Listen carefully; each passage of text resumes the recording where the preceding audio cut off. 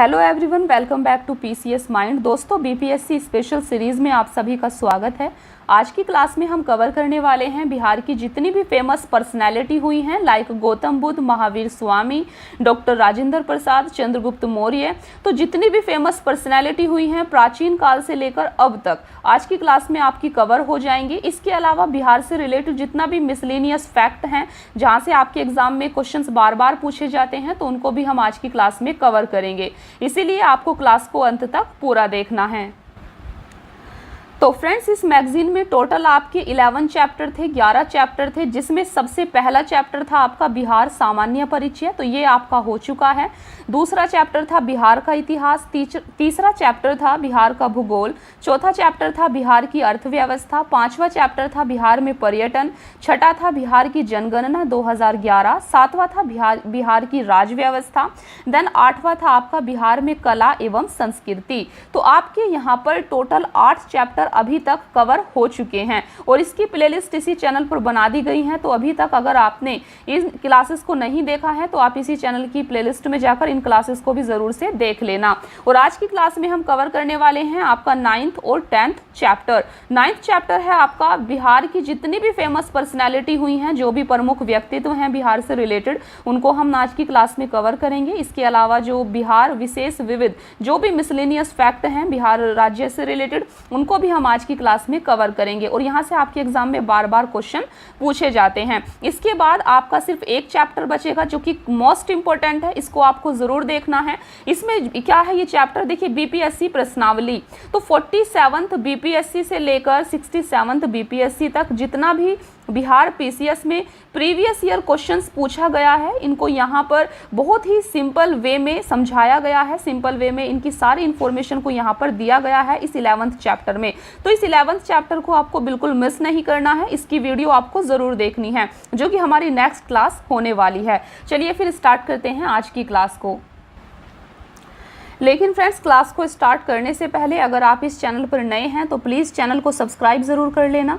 और आप हमारे टेलीग्राम चैनल को भी ज्वाइन कर सकते हैं, जिसका लिंक आपको कमेंट सेक्शन में मिल जाएगा, या आप सिंपली टेलीग्राम पर जाकर सर्च कीजिए @PCS Mind, तो आपको हमारा ऑफिशियल टेलीग्राम चैनल मिल जाएगा। या इस टेलीग्राम चैनल पर हम आपको इस मैगजीन की PDF प्रोवाइड कर देंगे, तो आप PDF के थ्रू इसका दोबारा से रिविज़न कर सकते हैं। चलिए फिर स्टार्ट करते हैं आज की क्लास। और आज का हमारा चैप्टर है बिहार के प्रमुख व्यक्तित्व, बिहार की जितनी भी फेमस पर्सनैलिटी हुई हैं।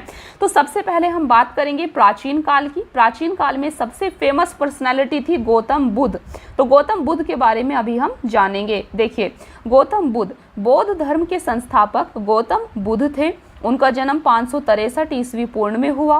वे शाक्य कुल के क्षत्रिय थे। उन्हें ज्ञान की प्राप्ति बोध गया में निरंजना नदी, फल्गु नदी के तट पर बोधि वृक्ष के नीचे हुई। तो आपको इस चीज़ को याद रखना है कि गौतम बुद्ध को ज्ञान की प्राप्ति कहाँ हुई थी?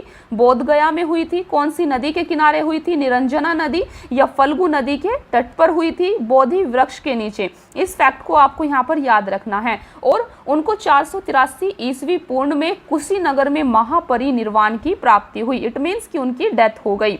उन्होंने मध्यम मार्ग का प्रतिपादन किया था। अगर आपसे पूछा जाए कि मध्यम मार्ग का प्रतिपादन किसने किया था, तो ये किया था गौतम बुद्ध ने। तो इन फैक्ट्स को आपको गौतम बुद्ध के बारे में याद रखना है। चलिए, नेक्स्ट है आपकी महावीर स्वामी। महावीर स्वामी का जन्म 540 ईस्वी पूर्व में वैशाली के कुंड ग्राम में हुआ था। उनका संबंध ज्ञात्रक कुल से था। वे जैन धर्म के 24वें एवं अंतिम तीर्थकर थे। तो अगर आपसे पूछा जाए जैन धर्म के 24वें या अंतिम तीर्थकर कौन थे, तो ये थे आपके महावीर स्वामी। उन्हें 12 वर्षों की कठोर तपस्या के पश्चात जरंभिक ग्राम में ऋजुपालिका नदी के तट पर साल वृक्ष के नीचे कैवल्य ज्ञान की प्राप्ति हुई थी। उन्हें 468 ईस्वी पूर्व में पावापुरी में मोक्ष की प्राप्ति हुई। तो इन फैक्ट्स को आपको यहाँ पर याद रखना है कि महावीर स्वामी को ज्ञान की प्राप्ति कहाँ हुई थी। तो आप देख सकते हैं जरंभिक गांव में ऋजुपालिका नदी के किनारे साल वृक्ष के नीचे इन्हें ज्ञान की प्राप्ति हुई थी। नेक्स्ट है आपका चंद्रगुप्त मौर्य।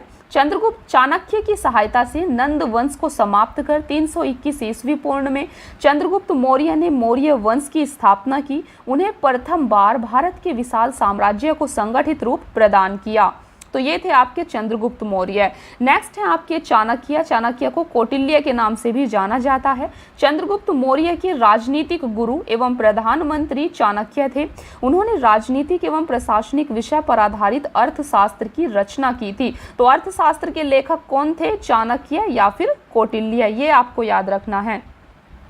नेक्स्ट है आपके अशोक। मौर्य वंश का सबसे महान शासक अशोक चंद्रगुप्त मौर्य का पौत्र एवं बिंदुसार का पुत्र था। अशोक अपने शांति, सद्भाव, जनकल्याणकारी शासन के लिए प्रसिद्ध था। अशोक ने बौद्ध धर्म को स्वीकार किया तथा उसके प्रसार के लिए स्तंभ या शिलालेखों का प्रयोग किया। नेक्स्ट है आपके आर्यभट्ट। आर्यभट्ट गुप्त काल के प्रसिद्ध गणितज्ञ एवं खगोल शास्त्री थे। उन्होंने बीज गणित की प्रारंभिक आधारशिला रखी। उन्होंने आर्यभट्टियम एवं आर्य सिद्धांत की रचना की। उन्होंने दशमलव एवं शून्य का आविष्कार भी किया था। तो ये आपको आर्यभट्ट के बारे में याद रखना है। नेक्स्ट है आपके याज्ञवल्क्य। याज्ञवल्क्य विधेय मिथिला के राजा जनक के समकालीन थे। उन्होंने शतपथ ब्राह्मण, याज्ञवल्क्य स्मृति आदि की रचना की थी। तो शतपथ ब्राह्मण की रचना किसने की थी, याज्ञवल्क्य ने की थी, ये आपको याद रखना है। नेक्स्ट है आपके पाणिनि।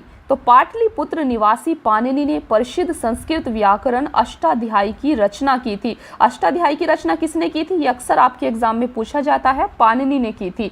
नेक्स्ट है आपके जीवक। तो जीवक बिंबिसार के समकालीन थे। वे एक प्रसिद्ध आर्य वेदाचार्य थे। जीवक ने महात्मा बुद्ध एवं उज्जैन के राजा प्रद्योत का उपचार किया था। तो जीवक किसके समकालीन थे, बिंबिसार के समकालीन थे। नेक्स्ट है आपके अश्वघोष। अश्वघोष बौद्ध महाकवि एवं दार्शनिक थे। वे कनिष्क के समकालीन थे। उनकी प्रसिद्ध रचना है बुद्ध चरितम। तो अक्सर एग्जाम में आता है कि बुद्ध चरितम की रचना किसने की थी, अश्वघोष ने की थी। और अश्वघोष किसके समकालीन थे, तो कनिष्क के समकालीन थे, ये आपको याद रखना है। नेक्स्ट है आपका बाणभट्ट। तो बाणभट्ट हर्षवर्धन के समकालीन थे। उन्होंने हर्षचरित एवं कादम्बरी की रचना की। कादम्बरी विश्व का सबसे प्राचीन उपन्यास है। तो कादम्बरी की रचना किसने की थी और हर्षचरित की बाणभट्ट ने की थी। नेक्स्ट है दीपांकर श्रीज्ञान। दीपांकर श्रीज्ञान विक्रमशिला विश्वविद्यालय के प्रसिद्ध आचार्य थे। उन्हें तिब्बत शासक के निमंत्रण पर तिब्बत भेजा गया था। वे बौद्ध धर्म के प्रमुख ज्ञाता रहे थे। नेक्स्ट है आपके मंडन मिश्र। मंडन मिश्र मिथिला क्षेत्र के प्रसिद्ध विद्वान एवं दार्शनिक थे। उन्होंने शंकराचार्य के साथ शास्त्रार्थ किया था। तो फ्रेंड्स, ये थी आपकी प्राचीन काल की फेमस पर्सनैलिटी। अभी हम बात करेंगे मध्य काल के प्रमुख व्यक्तित्व के बारे में। देखिए, सबसे पहले है मखदूम सरफुद्दीन याहिया मनेरी। वे 14वीं सदी में बिहार के प्रसिद्ध सूफी संत थे। उन्होंने फिरदौसी संप्रदाय का बिहार में प्रचार प्रसार किया था। तो ये कौन थे, ये प्रसिद्ध बिहार के प्रसिद्ध सूफी संत थे और इन्होंने फिरदौसी संप्रदाय का बिहार में प्रचार प्रसार किया था। नेक्स्ट है आपके शेरशाह। तो भारत का सर्वश्रेष्ठ अफगान शासक जिसने मुगल सत्ता को समाप्त कर सूरवंश की स्थापना की। शेरशाह को उसके प्रशासनिक सुधारों के लिए विशेष रूप से जाना जाता है। शेरशाह ने जन कल्याण के लिए कृषि, संचार, यातायात आदि में व्यापक सुधार किए थे। नेक्स्ट है आपके विद्यापति। विद्यापति बिहार के दरभंगा के प्रसिद्ध श्रृंगार रस के कवि थे। उनकी मैथिली और संस्कृत की रचनाएं काफी प्रसिद्ध है। उनकी प्रमुख संस्कृत रचनाओं में पुराण संग्रह, विभा सागर, गंगा काव्यावली प्रमुख है। उन्हें मैथिल कवि कोकिल भी कहा जाता है। तो मैथिल कवि कोकिल किसे कहा जाता है, विद्यापति को कहा जाता है। इनको आपको याद रखना है। नेक्स्ट है आपके गुरु गोविंद सिंह। तो सिख धर्म के 10वें गुरु जिनका जन्म 1666 ईस्वी में पटना में हुआ था। उन्होंने सिखों के लिए पंच ककार केस, कंघा, कड़ा, कृपान और कच्छा को अनिवार्य किया था। 1708 ईस्वी में नांदेड़ में एक अफगानी द्वारा उनकी हत्या कर दी गई थी। तो ये थे आपके गुरु गोविंद सिंह। गुरु गोविंद सिंह और आपकी मध्यकाल की फेमस पर्सनैलिटी। अभी हम बात करेंगे आधुनिक काल के प्रमुख व्यक्तित्व के बारे में। तो सबसे पहले हैं आपके पीर अली, पटना सिटी के पुस्तक विक्रेता जिसने पटना में 1857 की क्रांति का बिगुल फूंका था। अंग्रेजों से संघर्ष के पश्चात उन्हें फांसी की सजा दे दी गई थी। तो ये थे आपके पीर अली। नेक्स्ट है आपके वीर कुंवर सिंह जो कि सबसे ज़्यादा फेमस और मोस्ट इंपॉर्टेंट पर्सनैलिटी है वीर कुंवर सिंह। देखिए, जगदीशपुर के जमींदार जिसने 1857 की क्रांति में बिहार का नेतृत्व किया। 75 वर्ष की आयु में भी उन्होंने 1 वर्ष तक अंग्रेजों से संघर्ष कर कठिन चुनौती दी। ये थे आपके आपके वीर कुंवर सिंह कहाँ के जमींदार थे? जगदीशपुर के जमींदार थे और इन्होंने 1857 की क्रांति में बिहार का नेतृत्व किया था। तो ये फैक्ट आपको जरूर याद रखना है, मोस्ट इंपोर्टेंट है। नेक्स्ट है आपके डॉक्टर सच्चिदानंद सिन्हा। तो पृथक बिहार के निर्माता के रूप में इन्हें जाना जाता है। वे संविधान सभा के प्रथम अध्यक्ष, अस्थायी अध्यक्ष भी रहे थे। नेक्स्ट है मौलाना मजहरुल हक। तो बिहार के मुस्लिम स्वतंत्रता सेनानियों में सबसे अग्रणी थे मौलाना मजहरुल हक। उन्होंने असहयोग एवं खिलाफत आंदोलन में सक्रिय भूमिका निभाई। उन्होंने पटना में 1920 ईस्वी में सदाकत आश्रम की स्थापना की। गांधी जी उन्हें देशभूषण कहते थे। देशभूषण किन्हें कहा जाता था? मौलाना मजहरुल हक को कहा जाता था। नेक्स्ट है आपके डॉक्टर राजेंद्र प्रसाद। तो स्वतंत्र भारत के प्रथम राष्ट्रपति थे डॉक्टर राजेंद्र प्रसाद, जो कि बिहार से बिलोंग करते थे। उनका जन्म 3 दिसंबर 1884 ईस्वी को सिवान के जीरादेई में हुआ था। वे 1906 ईस्वी में बिहारी छात्र सम्मेलन से सक्रिय भूमिका में आए। वे चंपारण सत्याग्रह, असहयोग आंदोलन से भारत छोड़ो आंदोलन तक सक्रिय रहे। संविधान सभा के वे स्थायी अध्यक्ष बने थे डॉक्टर राजेंद्र प्रसाद। नेक्स्ट है आपके हसन इमाम। तो पटना के निवासी हसन इमाम पेशे से बैरिस्टर थे। उन्होंने स्वतंत्रता आंदोलन में, खिलाफत आंदोलन, सविनय अवज्ञा आंदोलन में सक्रिय रूप से भाग लिया। बिहार में उन्होंने साइमन कमीशन के विरोध का नेतृत्व भी किया था हसन इमाम ने। नेक्स्ट है आपके भिखारी ठाकुर।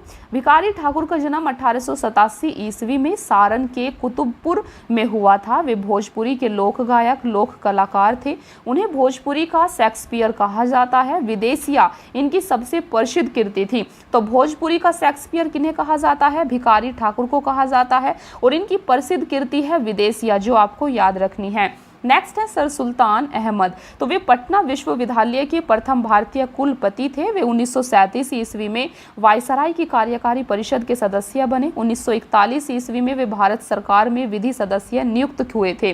नेक्स्ट है आपके सत्येंद्र प्रसाद सिन्हा। तो बिहार के प्रथम भारतीय गवर्नर बने थे सत्येंद्र प्रसाद सिन्हा। उन्होंने असहयोग आंदोलन के दौरान 1921 ईस्वी में बिहार, उड़ीसा के गवर्नर पद से इस्तीफा दे दिया था। नेक्स्ट है राजकुमार शुक्ल। राजकुमार शुक्ल भी आपके मोस्ट इंपोर्टेंट है, स्टार लगाकर आपको याद रखना है। देखिए, चंपारण के प्रसिद्ध किसान नेता थे आपके राजकुमार शुक्ल, जिन्होंने किसानों की दुर्दशा के प्रति कांग्रेस एवं गांधी जी का ध्यान खींचा था। तो ये अक्सर आपके एग्जाम में क्वेश्चन पूछा जाता है कि चंपारण में गांधी जी का ध्यान किसने खींचा था? तो ये थे आपके राजकुमार शुक्ल। नेक्स्ट है आपके मोहम्मद यूनुस। 1937 के चुनाव पश्चात बिहार के प्रथम मुख्यमंत्री का पद मोहम्मद यूनुस ने ग्रहण किया था। तो ये आपको याद रखना है। नेक्स्ट है डॉक्टर श्री कृष्ण सिंह। इनका जन्म 1887 ईस्वी में नवादा के खनवा में हुआ, लेकिन इनका पैतृक गांव शेखपुरा के बरभीगा में था। बिहार के सक्रिय स्वतंत्रता सेनानी रहे, जो स्वतंत्र बिहार के पहले मुख्यमंत्री बने। तो स्वतंत्र बिहार के पहले मुख्यमंत्री कौन बने थे? श्री कृष्ण सिंह। मोस्ट इंपोर्टेंट है, आपको याद रखना है। श्री कृष्ण सिंह को बिहार केसरी के नाम से भी जाना जाता है। नेक्स्ट है आपके रामधारी सिंह दिनकर। हिंदी के प्रख्यात लेखक, कवि एवं निबंधकार थे। उनका जन्म 1908 ईस्वी में बेगूसराय के सिमरिया में हुआ था। उन्हें स्वतंत्रता पूर्व विद्रोही कवि के रूप में जाना जाता था। स्वतंत्रता पश्चात उन्हें राष्ट्र कवि के रूप में जाना जाता है।